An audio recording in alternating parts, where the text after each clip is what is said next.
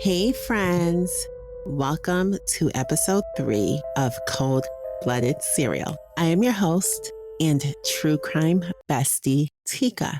All right, so listen, this is part 3 in the Shelly Knotek series. We're getting closer to the series finale, but oh my gosh, let me tell you, there's so much crazy to unpack in this episode. I'm 99% sure that episode 3 will have a part 1 and a part 2. You probably thought Shelly Knotek was crazy from the past 2 episodes. Friends, that was mild compared to the information that I'm about to share with you. Shelly was a complete lunatic. I tried to take everything that I read about, all of her abuse, and condense it into one episode. And friends, I don't know. We're going to play it by ear. We're going to see how much information I can give you because it's a lot. All right. So a little recap. In the previous episode, we discussed the abuse that all 3 of Shelly's husbands had suffered. Both her first husband, Randy, and her second husband, Danny, left their daughters behind, unaware of their grim future by the hands of the one that should be their protector. Husband number 3 is so battered that he's too scared to leave her. He's too scared to divorce her. And he's also too scared to stand up to her. He actually assists her in the crimes that she commits.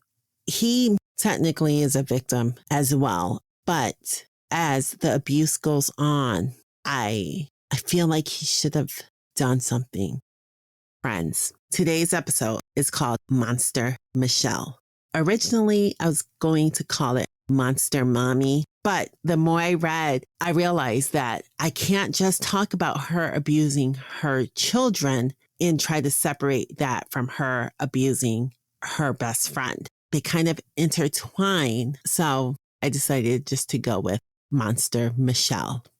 Join me as I tell the harrowing story of Shelly's first daughter, Nikki Knotek, Shelly's nephew, Shane Watson, and Shelly's best friend, Kathy Loreno.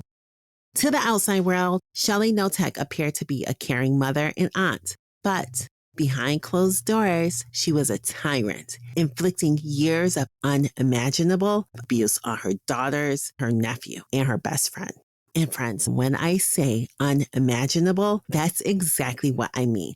When you hear what she did, you're going to be like, who the heck thinks of these things? Like, there's no villain that can compare to Shelly Knotek. Shelly made everyone in her household scared of her, scared to leave her, scared to talk back to her.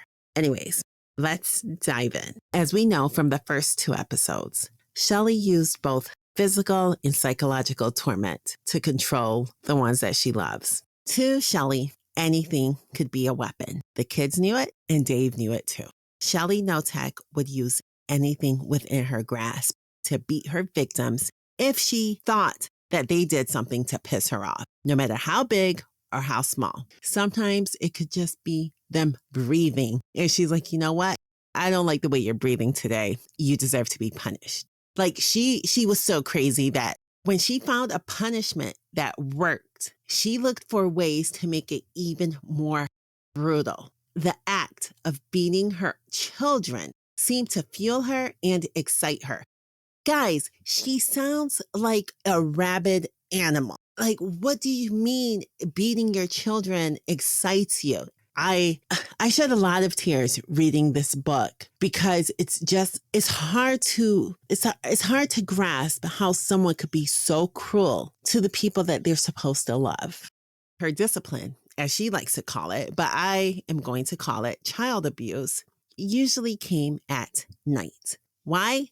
Because Shelly likes to sleep during the daytime so she can torture her children at night. Here's an example. Her daughters, Nikki and Sammy, would be asleep upstairs, unaware that their mother had been like seething all day long. Like she's just sitting there on the couch, making herself upset by their innocence. They're not doing anything at all because, at this point in their life, they know that it doesn't take much to set their mom off.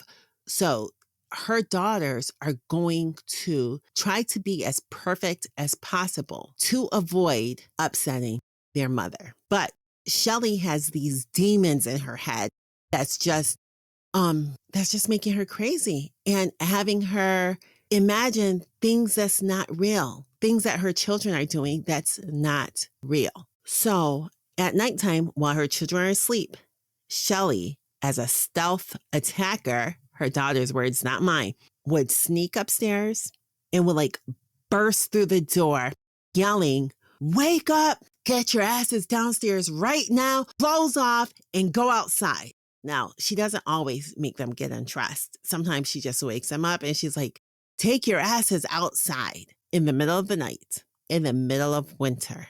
And I'm not talking like Caribbean winters, okay? I'm talking like northern winters. We have snow and ice outside. It's freezing. So the author, he asks, what could possibly warrant this type of abuse? Well, friends, Nikki says, well, maybe we used her makeup or lost a hairbrush, things like that. A lot of the times we really didn't know what we did for sure. Like I said, they were probably just breathing. And she's like, you know what? These little girls are freaking pissing me off, breathing all the time, taking up my oxygen. Like, she's a lunatic. So back to what I was saying. We have learned in the past 2 episodes that Shelly enjoys playing mind games with people, mainly people that she loves, right? So it, of course, has not stopped now that she's an adult and now that she's a mother of 2 and married a 3rd time. It's actually worse than it was before. So one year, it was the week before Christmas, Shelly locks Nikki up in her room. She told Nikki that she was worthless and would never amount to anything. She called her a effing loser and told her that she made her sick.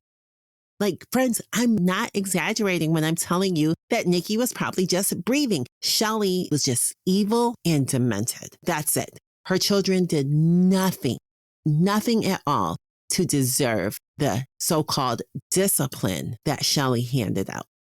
So she's punishing her daughter, locks her up in the room, like berating her. And I'm sure that Nikki was like hurt. Like, you know, if a stranger or if a friend berates you, yeah, it's hurtful. But when your mother does it, especially as a child, oh my God, I can't imagine the emotional distress that poor Nikki is going through. Let's fast forward to 7 days later. It's now Christmas Day. Shelly acts like everything was perfect. She showers the girls with presents. She served them wonderful holiday treats. And for that one day, they were the happiest family in the world. Here comes December 26th, right back to reality. The only day that Shelly is nice was on December 25th. The day after Christmas, her mom is like, you know what? They were too happy yesterday. Let me make them miserable. She took back all of the presents within days of Christmas. And she told her children, she told her daughters that they were bad, ungrateful, and that they didn't deserve anything that she gave them. Yeah, like, I'm speechless. Friends, this is not the worst. Like, it keeps getting worse. Like, throughout this whole episode, you're going to be like, what the heck? Like, it just keeps getting worse. So on another Christmas, Nikki received a Cabbage Patch doll. She was so excited. Like, this was the one gift that she wanted. And her wonderful mom got it for her for this Christmas. But here comes December 26th again, ruining things for the Knotek daughters, okay? Like, why can't it just be December 25th forever? Well, Shelly took the doll away, locked it up in a closet, and then she set traps for her daughters. And like, you're probably like, wait, what do you mean traps, right? It's such an abnormal thing to do. Nobody actually knows what this sentence actually means, right? Well, what she would do is Shelly would arrange things just perfectly, or she would put tiny pieces of tape on the edge of the door to see if the trigger was tripped. Nikki learned to be as careful as she could, especially with that Cabbage Patch doll. She said, I'd wait for mom to leave, and then very carefully, I'd get the doll out of mom's closet so I could hold it for a while. Sometimes she caught me, sometimes she didn't. As her daughters got older, Shelly spent a considerable amount of time concocting new techniques just to make them suffer. One day they come home and Shelly throws up her arms and she's like, well, the well's about to run dry. And you're probably like, wait, what do you mean the well's about to run dry? Yeah, they didn't have a well in their yard. They actually just used the city plumbing. So for her to act as if their well is running dry, it was just another method of abuse. She just wanted to make them suffer and to show that she had power. They needed her. She didn't need them. Nikki says, my mom wanted to control everything. She wanted to decide when we could bathe, even when we could use the bathroom. We had to have permission. Everything as simple as a shower was considered a privilege that only she could give us. Friends, could you imagine? You have to do a number 2, but you got to go ask your mom for permission first. Knowing Shelly, you know she's not giving this permission out every day because it's a privilege, okay? If the way that her daughters are pissing her off, they better be lucky if they get a shower once a month. That's how crazy this woman was. So it got to the point where her daughters would wait for her to leave so that way they could run and quickly take a shower. But before she returned, they had to make sure that the shower walls, the shower floor, the bathroom rugs, everything was completely dry. And then they also had, listen, guys, this is so sad. They also had to make themselves appear as if they just didn't take a shower. Yeah, she's a psychopath. Every day for years, Nikki and Sammy would hope that Shelly Knotek, their mother, would just wake up one day and be the mom that they saw on TV, or just be a better mom, a nicer mom. That was their childhood fantasy. But those dreams were quickly shattered when Shelly came up with a new punishment for her oldest daughter. Now, throughout this episode, you're going to hear about Nikki being abused a lot. And honestly, I cut down the amount. There was just so much in the book. The amount of abuse that this girl dealt with is absolutely heartbreaking.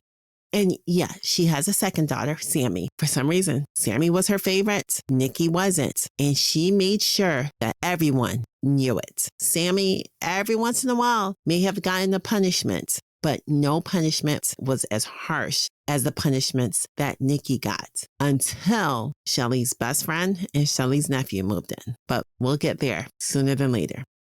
So one night before Nikki's able to go to sleep, Shelly is like, you know what, Nikki? You've been a bad girl. Come outside. And Nikki follows her mom outside, but she's, of course, dreading it because she's like, what now? I didn't even do anything. Shelly tells Nikki to get undressed and she tells her husband, David. Now, let me pause for a second. Remember when I said that eventually you're not going to feel bad for David? Yeah, here it comes, guys. Right here in this moment, he could have stood up to his wife. This is the first time she's actually asking for his assistance. And instead of him saying no, he just blindly goes with it. He doesn't think twice. Well, I'm hoping he at least thought twice, but I don't know. But either way, he doesn't do what an adult should have done in this situation. So back to the story. She makes Nikki come outside. She's like, Nikki, get undressed. Nikki is like a preteen at this point. She has to get undressed in front of her dad. And Shelly looks at her husband. She's like, hose her down, David. Make her wallow. Wallow like a pig, Nikki.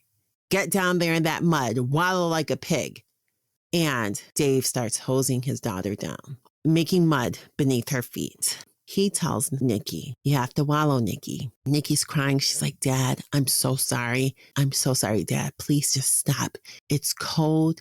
This water is hard on my skin. Please, Dad, please just stop. And he just keeps the water on her, keeps the hose on her. And he's like, just wallow like a pig, Nikki. Wallow like a pig. And Shelly's like, yeah, that's right, Dave. Make her wallow. And then when Shelly had enough, that was it. Nikki was able to go back inside the house, get dressed, and try to go to sleep. Not shower first, just try to go to sleep. Let's fast forward to 1988. This is when Shelly invites her 13-year-old nephew, Shane Watson, to live with her. Do you remember in episode 1 when her mom was brutally beat to death in the motel in California, and she had a 7-year-old son who was found at the motel with her? Well, that 7-year-old son, his name's Paul Watson, and Shane Watson is his son. And Shane loved Shelly because Shelly pretended to be the aunt that anybody would love. And because his mom was a drug addict and his dad was never around, she was like, I'm your family. My daughters, they love you. I love you. Come live with us. So that's what he did. And almost immediately, Shane began calling Shelly and Dave mom and dad. It's weird, right? Anyways, Shane is 13, Nikki is 14, and Sammy is 10. The three of them were so close. And when Shane first arrived, he brought hope because her mom was nice. Not just nice to Shane, but nice to Nikki, nice to Sammy. And Nikki was like, you know what? Maybe mom just needed a son to take care of. But friends, like I've mentioned in episode 1, and I've mentioned again in episode 2, nothing good, nothing happy lasts around Shelly Knotek. And before he knew it, Shelly began putting him to work, giving him a mile-long list that never seemed to shrink. Nikki told the author, Mom worked Shane to the bone. He did everything, not willingly at first, but he eventually did whatever she told him to do.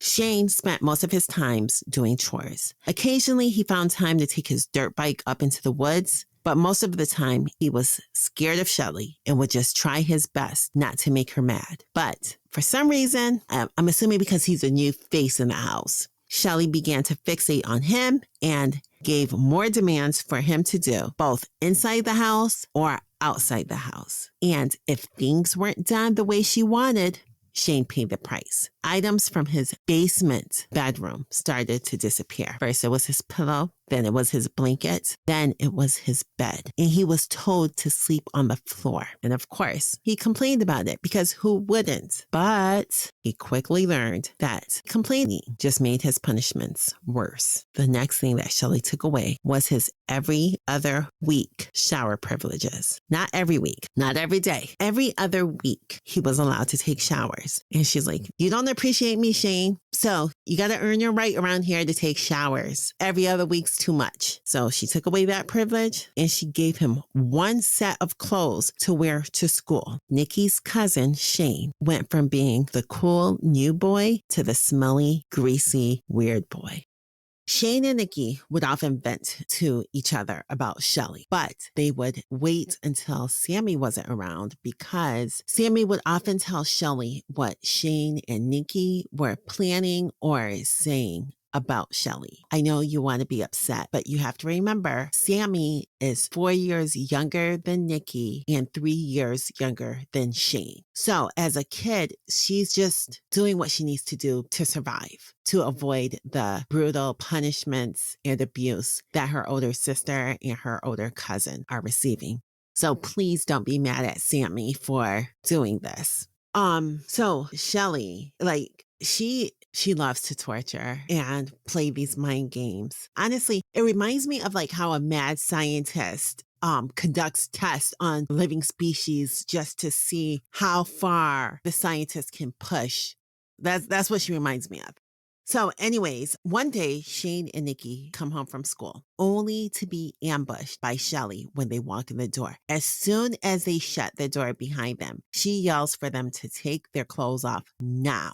You guys, like I imagine her just sitting there all day long, just becoming more and more red in the face as the anger and the hatred for these two just build up inside of her. She's like a volcano. And as soon as they come in, she erupts. So Of course, they tried to resist, standing up for each other, strong together, scared together. Their resistance made Shelly angrier, and they said that her red face and bulging eyes was like daring a monster to annihilate its victim.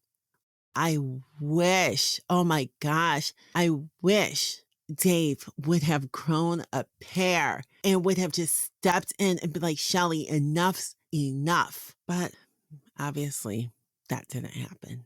He would have felt so proud of himself had he just done this instead of just carrying around all that guilt because you know what your wife is doing is wrong.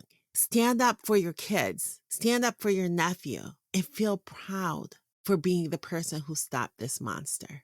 But Dave will never feel that pride because he never stopped that monster. The two teenagers, terrified of this monster before them, they undress, thinking that they'd be forced to wallow together. But they realize Dave isn't home at the moment, and he was always the commander of the wallowing, standing in the dark, running the hose, and reinforcing his wife's very specific orders. Friends, it's still winter. There's snow and ice on the ground. Shelly makes Nikki and Shane go to a spot on the hill behind their house and sit there naked with their backs to each other. You'll stay here until I say you are done, she yells to them. And then she goes back inside to watch TV with Sammy. So as she has her teenagers outside freezing, some time goes by and she's like, you know what? I need to go check on them. And she leans over the porch railing just a few times to make sure that they were suffering, not to make sure that they were okay, to make sure that they were suffering. She leans over this railing, watching as Nikki and Shane shivers, freezing as they sit back to back on the ice cold ground. It was completely dark when Shelly finally told Nikki and Shane to come inside from the hill and get warm. And she says to them, I hope you learned your lesson. They said that they did, although they had no clue what she'd been so angry about. Friends, there's seriously a special place in hell for Shelly Knotek. All right, friends, this is the end of the first half of episode 3. As I mentioned in the beginning, this episode will have a part 2. In part 2, we'll start talking more about Shelly's best friend, Kathy Loreno, and we'll continue to talk about Shane and Nikki. Thank you for joining me. If you like the stories I'm sharing with you, please follow, like, and subscribe. I'm on YouTube, TikTok, and Instagram. And I will talk to you all soon. Stay safe. Bye.